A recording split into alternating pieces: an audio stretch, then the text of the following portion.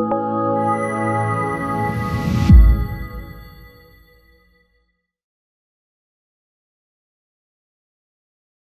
Jacob Hornberger, president of the Future of Freedom Foundation, and this is this week's Libertarian Angle.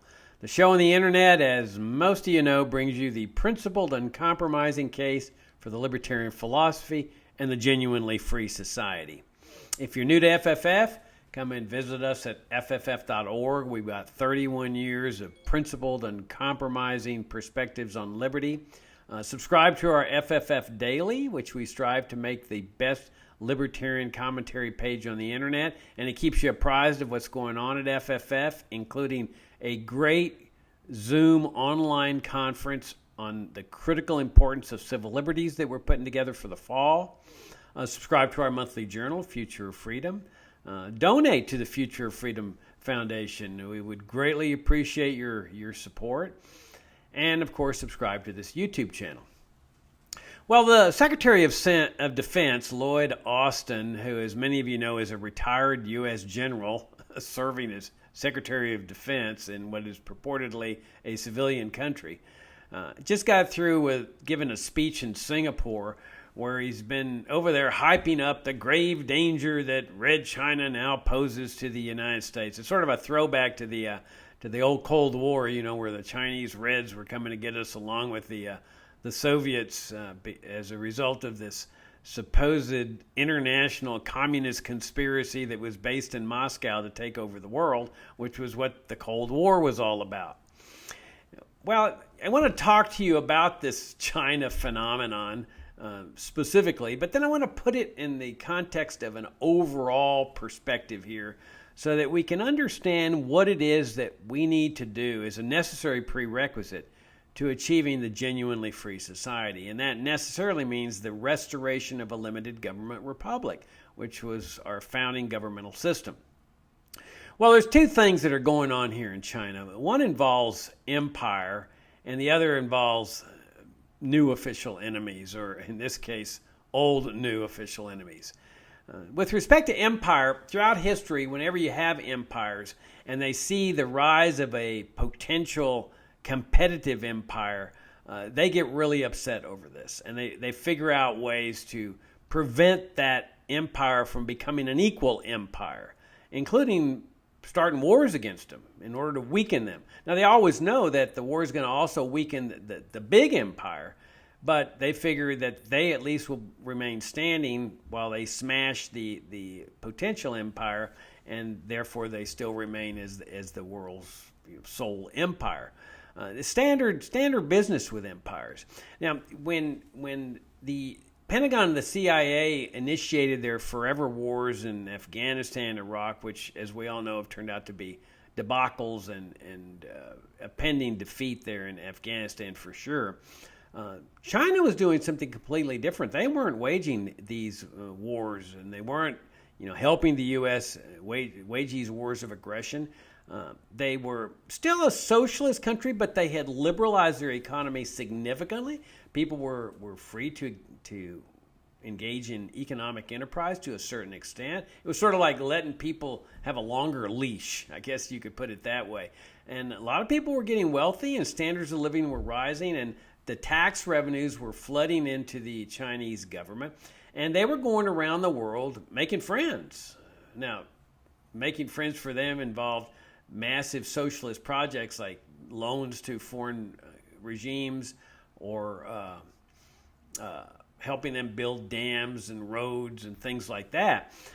But it was clear that their public relations was turning into a really positive thing for China, while the United States was gaining the enmity of the world with all these forever wars and all the people, all the death and destruction they were wreaking in Iraq, Afghanistan, under the guise of, Operation Enduring Freedom and Operation Iraqi Freedom. It's all just propaganda and lies. And so while the U.S. was gaining all of this enmity, and not to mention the fact that they were, spending the American people into bankruptcy and borrowing the American people into bankruptcy without a controlled spending and debt, China was over here rising in prosperity, influence, prominence, and U.S. officials saw that, and they felt threatened by it. And so they figured we need to bring him down a peg, and that's where the Pentagon and the CIA prevailed upon President Trump to start this trade war against China, knowing full well it was going to cause damage to people here in this country, and it caused significant damage. There was farmers that were going bankrupt, which then motivated Trump to establish a welfare plan for farmers without any congressional authority. But they were hurting China in the process. But that was okay for them, that the people that were getting hurt here in the United States, that was just a cost of empire, a cost of doing business. That what mattered was we've got to cause economic distress among the Chinese people in order for their empire to not rise to the level of equality with the U.S. empire. And so that's what that was partly all about. But it was also this idea of official enemies, that national security states, which of course what the federal government is and has been since World War II, need official enemies. It's the only way that they can justify ever-increasing budgets, expansion. They've got an army of defense contractors, and I put defense, of course, in the quotation marks because it's never been about defense. It's always been about aggression and invasions, occupations, assassinations, torture, regime change operations, coups, and the like in these foreign countries. But you've got to keep people riled up with a national security state so that they'll say, yes, keep giving them money, keep letting them expand, let them have ever-increasing power within the governmental structure. To the point where really as a practical matter, at least when it comes to foreign affairs, there's no doubt that the Pentagon and the CIA are running the show there. Biden is acceding to their wishes. I notice that with respect to foreign affairs, nothing's changed under Trump and Biden. That's because the Pentagon and the CIA are continuing their policies, regardless of what Biden or Trump wanted. These are the guys that are running the show, and they need official enemies.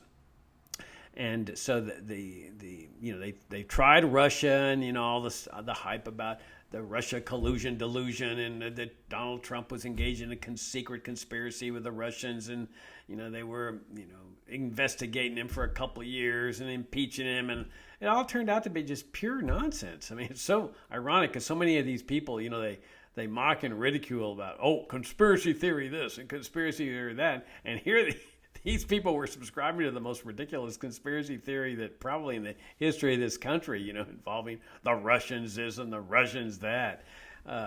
But they clearly have looked to Russia to be an official enemy, but it's just losing its cachet.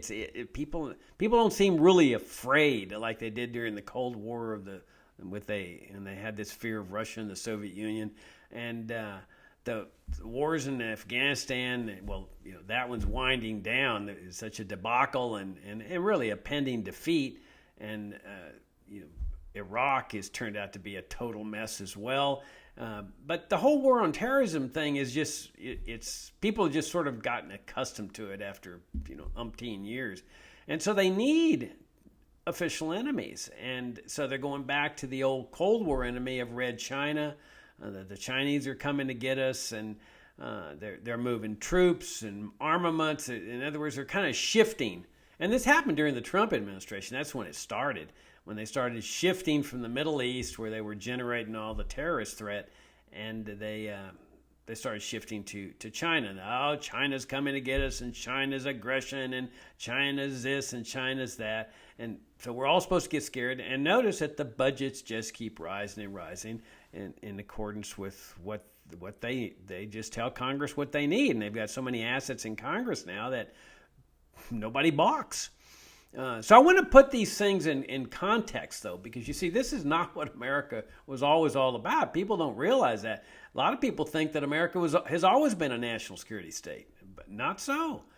That America started out as a limited government republic, which is the exact opposite of a national security state. In a limited government republic, the powers of the government are very limited. In fact, they're limited to the powers that are enumerated in the Constitution. In a national security state, there are no limits. Now, some of the branches of government are limited to a certain extent, the president, the Congress, the Supreme Court. But the national security branch of the government, the Pentagon, the CIA, the NSA, their powers are unlimited. I mean, they've got the power of assassination. They can assassinate anyone they want with impunity. They're not going to get prosecuted for assassinating somebody that needs to be assassinated in their eyes for the purpose of protecting national security or secret surveillance. Nobody ever gets prosecuted for doing that if they're trying to protect what they consider as national security. Or invasions, occupations, torture. These are unlimited powers. But it wasn't always that way. In fact, if you had told the American people when the Constitution was being proposed that the Constitution was going to bring into existence a national security state, they would have laughed. They would have never gone along with the deal. This type of government that we live under would have been totally and fully rejected if the Constitution had proposed that back 1791 or so. And people would have continued operating under the Articles of Confederation. Now, under the Articles of Confederation, which was a different type of governmental system, the federal government's powers were so few and so limited that, get this, the federal government didn't even have the power to tax. That's right, it couldn't tax people to fund its operations. And yet it operated for more than 10 years. And the American people liked it that way. They were very leery about government. They considered government to be the biggest threat to their freedom and well-being. Not some foreign government, not the terrorists or not the Muslims and not some foreign regime. It was always their own government posed their greatest threat. And that's why they made the government under the Articles of Confederation a very weak government. So they were very leery about this new government, a limited government republic, but the response to this of the proponents of the Constitution says, look, you don't need to worry about omnipotent government because this is a limited government republic. Its powers are going to be limited to the charter that brings it into existence, the Constitution. So the American people went along with the deal. The new government had the power to tax, but the response was, look, it's not a direct power to tax. They can't, like an income tax and an IRS. That's not allowed. That they can do indirect taxes like a tariff, an import tax, which is not so intrusive. Well, people went along with the deal. To get the message right, though, they said, well, we demand that this document be amended right after ratification, which gets the point across. And the point is, as you'll see in the Bill of Rights, when you carefully examine it, they considered the federal government to be a grave threat to their fundamental rights of freedom of speech and freedom of religion. And a lot of people think that the Bill of Rights gives people rights. And they'll say, well, do people have this right? Well, let's look. Oh, no, it's not listed in the Bill of Rights. They don't have it. Well, that's not the case. The Bill of Rights didn't give anybody any rights. It actually prohibited government from destroying rights. And the Ninth Amendment makes it clear that when it says, hey, just because we enumerate some here doesn't mean that includes the whole list. And Americans were particularly concerned about the power of government to torture people, including Americans, or to assassinate Americans or execute Americans extrajudicially.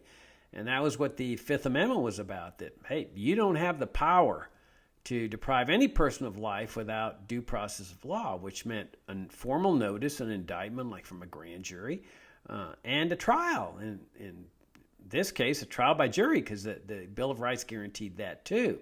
So you can tell, how concerned people were with the power of the federal government. And that was the type of government that we existed under, Americans existed under for some 150 years. And there was never any need for official enemies. It was fairly transparent governmental operations. There was no foreign interventionism. There was no Pentagon. There was no CIA. There was no NSA. There was a small, relatively small, basic military force. And that was it. No IRS, no income tax, no Federal Reserve, and so forth. Well, after World War II, people were celebrating, the victory over the Nazis, and this is fantastic. But the powers that be in Washington that wanted to shift the federal government to a national security state said, oh, no. Unfortunately, even though we've had this tremendous victory, we cannot rest because we've got a new official enemy. Okay, yeah, you've defeated the Nazi government, but we've got a regime here now that is arguably more dangerous than the Nazis, and that's the Soviet regime, and which ironically had been America's World War II partner and ally. They had worked together to defeat the Nazis. But as soon as the war is over, it's, wait a minute, this is our new official enemy. And this is what was used to convert the federal government to a national security state. Now, notice that it was done without a constitutional amendment, which was absolutely required. If you're going to change the nature of your government from a limited government republic, where its powers are limited, to a national security state where its powers are not limited, that definitely requires a constitutional amendment. But they didn't do that. They made it look like, that nothing's really changing, that things are going to remain the same here, but they didn't remain the same. You have a massive military establishment that comes into existence, represented by the Pentagon, permanent military establishment, ever growing, with ever increasing budgets and power and influence within the governmental structure. You have a CIA with the power of assassination, including the power to assassinate Americans. Now, in the beginning, it was a secret power, but over time, it became just a regular, formalized power. And today, the CIA assassinates people, and people pretty much just yawn about it. It's become a regular thing in the federal government. You have secret powers of surveillance. That's the NSA. You've got coups, regime change operations. You got torture, despite the fact that the Constitution expressly prohibits cruel and unusual punishments. So you've got this branch of the government, really a fourth branch, the national security branch, that wields omnipotent powers, non-reviewable powers. The courts will not get involved in any operation that involves what they consider national security, which of course is a nebulous term that has no definite meaning whatsoever. Nobody's ever been able to come up with an objective definition of national security, and so it just it revolves around whatever the national security establishment says it means. And when they consider a threat to national security, their determination is final. And that's why the courts won't interfere with their assassinations and their torture and so forth. So from the very beginning, they needed a big official enemy, and that was the Soviet Union, where it was said that there was a massive international communist conspiracy that was based in Moscow to take over the world, including the United States. And that this international communist conspiracy involved Red China and North Korea and Cuba, later in Cuba, North Vietnam. I mean, in other words, the tentacles of this conspiracy were going out everywhere. And they frightened people to death. Now, the whole thing was ridiculous from the beginning, but nobody figured it was ridiculous. Everybody at that time, they trusted the government. They believed the government. But the presidents that came after that, Truman was the one that started this thing of the whole Cold War thing, and then that was followed by Eisenhower. And when Kennedy comes into office, he's pretty much a standard Cold War warrior, but he's having misgivings. I mean, like on third world countries, the CIA, the FBI, which had become a de facto member of the national security establishment, and really had been a major impetus on this whole anti-communist crusade, being led by the FBI director J. Edgar Hoover, who was obsessed with the so-called communist threat. They were moving inexorably in this direction of orienting the entire country toward anti-communism, and perceiving that these third world independence movements were all communist-driven. Well, the CIA and the Pentagon took an absolutely hardcore position on these independence movements. They said that these were communist-driven. Well, Kennedy, he took the opposite position. Early on, he said, no, these people are just fighting for independence from brutal colonial powers. And so he comes in office as pretty much a standard Cold Warrior, but not 100%. But over time, over his administration, he finally realized this was just a great big racket. And he's really the only president that has really had that breakthrough, where he realized that the national security establishment was using this as just a great big racket, this whole Cold War thing. And so he determined to end it. And this was in 1963. In June of 63, Kennedy goes to American University and delivers his famous peace speech. It was really an ambush against the Pentagon and the CIA. He hadn't told them he was going to do this. He didn't consult with them. He kept it really secret when he was drafting this speech. And he shows up at American University and says the Cold War is over. And it turns out he had been negotiating with Soviet Premier Nikita Khrushchev, who was on the same page after the Cuban Missile Crisis. And Kennedy says it's over. And at this point, keep in mind that there were lots of Americans still living who had lived under a limited government republic. So they remembered what it was like.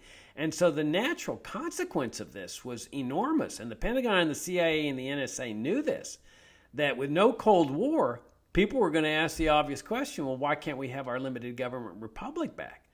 I mean, today, nobody asks that. Well, I shouldn't say nobody. We do here at the Future of Freedom Foundation. But, people haven't lived under a limited government republic. That is, people living today. And so they can't conceive of what that's like, of living under a government whose powers are limited, where there's no power of assassination or coups, torture, regime change, where their governmental operations are essentially transparent for everybody to see. In other words, there's not all this aura of national security, state secrecy. People find it very hard to conceive of that today. In 63, people did not have a hard time.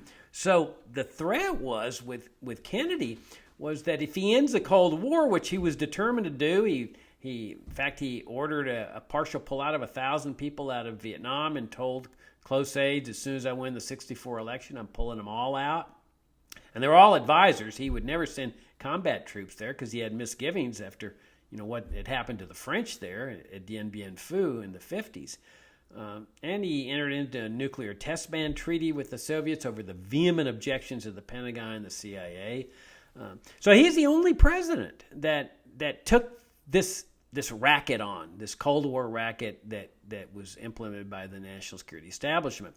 Well, once he's taken out, everything returns to normal, and Johnson starts sending troops into Vietnam, and we have that huge debacle. And then, but the whole Cold War thing of this, the communists are coming to get us, was the official enemy. And it was represented principally by the Soviet Union, Russia, which of course is a big bugaboo today, and Red China, which is now a big bugaboo today, but also Cuba and North Korea, North Vietnam. The communists were coming to get us, and so everybody building bomb shelters and so forth to prepare for the day when the communists were coming to get us. Well, in 1989, the Cold War suddenly ends. Shocks the Pentagon, the CIA, and the NSA. They don't know what to do at this point because they haven't prepared for this, because nobody, I should say hardly anyone, anticipated that the Cold War would ever end. I mean, there was just no way that the Soviets were going to give up Eastern Europe, control over Eastern Europe. It was just wasn't going to happen, and all of a sudden it happened. They get out of East Germany, the Berlin Wall falls, they get out of Eastern Europe, and the Soviet Union essentially breaks apart, and now we're left with Russia. Well, the Pentagon, the CIA, needless to say, were panicking, and the NSA, they were panicking. They didn't have an official enemy. And people called it a peace dividend. They said, "Oh, we can slash military and intelligence spending now," and they called it a peace dividend. Hardly anyone was saying, "Let's dismantle this whole thing and let's restore a limited government republic." But clearly, that would have been on the agenda as things started to progress, and that's when they went in search. Now, at first, the Pentagon and the CIA were saying, "Well, wait, we can help wage the war on drugs. We can help wage the war on drugs." So they didn't have a new official enemy. And so they figured, well, okay, maybe we can stay in existence with the drug war. But then the Persian Gulf War comes along, and the U.S. government, whose partner and ally had been Saddam Hussein, the dictator of Iraq, they had helped him wage his war of aggression against Iran. And they go on the attack against him because he gets into this oil drilling dispute with Kuwait. And they hype him up as the new Hitler, and which was ironic because they had partnered with him. I mean, that's like kind of admitting that you're partnering with Hitler, which wouldn't seem to be a very smart thing. But they knew that people wouldn't remember. that they had partnered with Saddam Hussein when he was waging war against Iran. So they had this whole big Persian Gulf intervention, and now you see the Pentagon and the CIA, they're back in action again. We got a new official enemy. Well, immediately the war's over, and now what are they going to do? Well, they leave Saddam in power, and so he's now the official enemy for a decade or so. I mean, people that were living at that time, or that are still living today, I mean, can remember that day after day it was Saddam. I mean, he was the new official enemy for about 10 years. There was this obsession with Saddam. I remember one of our supporters got so frustrated by it. Why don't we just go in there and take him out so we don't have to hear this anymore? I mean, that's how incessant it was. And then you had the sanctions against Iraq, which were killing hundreds of thousands of Iraqi children. So the quest at this point was, maybe we can get a new official enemy in the form of terrorism, anti-American terrorism. And that's what the sanctions were doing. They were killing these children. They were getting people angry, well, filled with rage, because children were dying. Usually when you see children dying, you tend to get a little angry about it. And then you had Madeleine Albright's infamous statement to 60 Minutes saying the deaths of 500,000 Iraqi children were worth it, even though the issue, she said, was a little difficult. And that made people horribly angry. Not here in the United States. I mean, nobody criticized her. The mainstream press was just very nonchalant about it. President Clinton didn't say anything about it because, well, her mindset was the official mindset in Washington and within the mainstream press. That, hey, this is just a cost of doing business here. If Saddam wants to stop these deaths of these children, all he's got to do is resign from power. And that was the attitude, that Saddam Hussein was responsible for these deaths from the sanctions because he was choosing to remain in power. Well, so this goes on. There were high UN officials that resigned in the crisis of conscience when they saw this huge death toll. In the meantime, they've got these no-fly zones over Iraq where they're using to kill more Iraqi citizens, including, I recall, a teenage boy that was just tending his sheep. They had U.S. troops near Islamic Holy Lands, Mecca and Medina, the unconditional support of the Israeli government. In other words, they were poking hornets' nests big time with the idea of, hey, maybe we can stir up some terrorist hornets' nests here, which can be a new official enemy. And people were telling them, you're going to have a big terrorist attack on American soil, but they didn't care.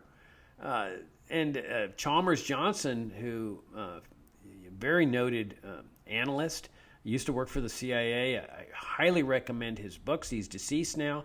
All his articles on the internet, just Google Chalmers Johnson. But he wrote a book called Blowback before 9/11, saying your interventionism over here, all that you're doing is going to cause retaliation. They didn't care. You had the 1993 attack on the World Trade Center. You've got the attack on the USS Cole, the attack on the U.S. embassies in East Africa, all before 9/11. And we were writing op-eds saying, this is what you're looking at here. Well, sure enough, 9/11 comes along, and now they have their new official enemy, terrorism. You see, and this is like arguably even better than communism because there's terrorists everywhere because they then use it to invade Afghanistan. Okay, and then they invade Iraq to get Saddam, who George W. Bush did that because his father had failed to get rid of Saddam, and he felt he had to redeem his father's honor or something, and so he makes up all this nonsense about WMDs and everything, and so now you've got more anger and more rage, and so now the potential threat for terrorism, and this brings on the war on terrorism. Voila, you got a new official enemy. Terrorism that replaces Russia and communism, but it doesn't really, because you see what they do is they maneuver things to keep Russia as an official enemy, and that's where NATO comes into existence. That they told Russia as Russia's getting out of Eastern Europe, they're saying, look, we won't expand NATO. Okay, you get out, and NATO will stay the same. What they really should have done was just dismantle NATO, because NATO was a Cold War dinosaur. Its purpose was to face the Soviet Union. Well, now there was no Soviet Union. You didn't need NATO. Well, instead of dismantling and instead of following through with their promise, they start absorbing Warsaw Pact countries, and they get NATO closer and closer and closer to Russia's borders, knowing that Russia was going to react. And finally, they wanted to make Ukraine a member, which would have meant that the U.S. could now install its troops on Russia's borders, take over the Russia's longtime base at Crimea, put American soldiers there, evict the Russian soldiers. And the result was predictable. Russia says, you're not going to take our base at Crimea, and that they then invade because they saw the handwriting on the wall that the U.S. was going to absorb Ukraine through NATO.